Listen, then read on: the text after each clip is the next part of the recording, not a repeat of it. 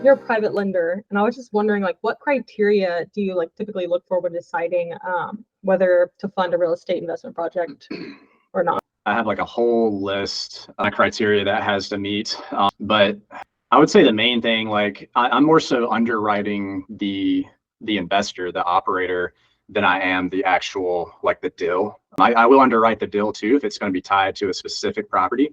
But right now, like I have a loan out to a guy that based out of Utah that flips land. He's actually a Navy veteran too. He flips land, and so it's very like quick transactional. You know, he'll do some wholesales here and there too. So the loan to him is more so just like to his business, and then he's going to use it how he sees fit.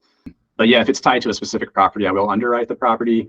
I'm more conservative if it's going to be tied to a specific property. Like it has to come in at probably like 60% LTV. Maybe I'll go up to 70%. Maybe I'll even go up to 75 if I know the investor well and you know they have a track record and they've kind of checked all the boxes on their personal side. Then I can be a little lenient. But yeah, it more so comes down to the person rather than the deal.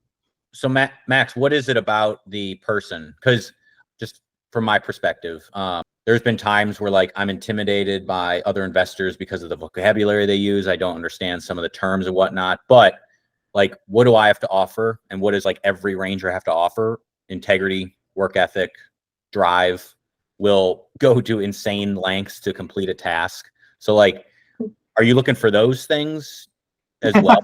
Yes. Yeah. 100%. Like the individual's background, even outside of real estate, you know, do they have a background that actually shows their character, like shows integrity? If you've been successful in other areas, and especially in like adverse conditions, you know, you're probably going to transfer all that to like what you're currently doing, right? So I typically like to see at least 2 years of experience, of successful experience in doing whatever you're doing that I'm going to lend on.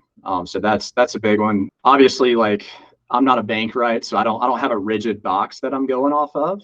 So I can lean a little one way or the other.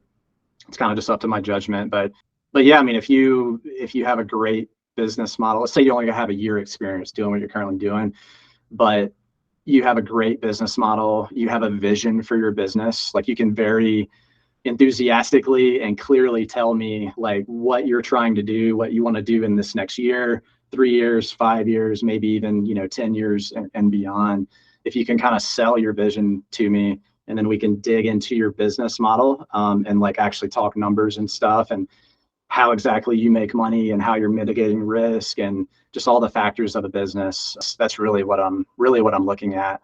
And back to Savannah's, point about like, what do I look for in a deal? The deal, honestly, for me is probably going to be like the thing that I look at the least. It's more so going to be the bigger picture, the person, the vision, and your overall business model. Because I don't like to lend on just one-off deals. I like to make that relationship and let's try to do some good things together over a long term rather than just like, oh, I need 100K for this flip I'm doing, and then we cut it there like that. That wouldn't be as worth my time as a lender.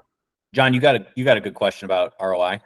Yeah, just that, Max, when you're looking at these, what are you looking for return wise? I mean, everybody's going to be different personally, but are you looking like long-term growth or cash flow? And then are you looking at percentage of, what you're putting in there and how you kind of look at that?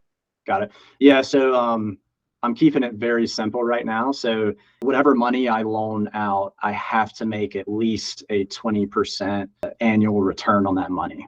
So if let's say I loan you 100K for a period of 12 months, it'll probably be 5 points up front and then a 15% interest rate.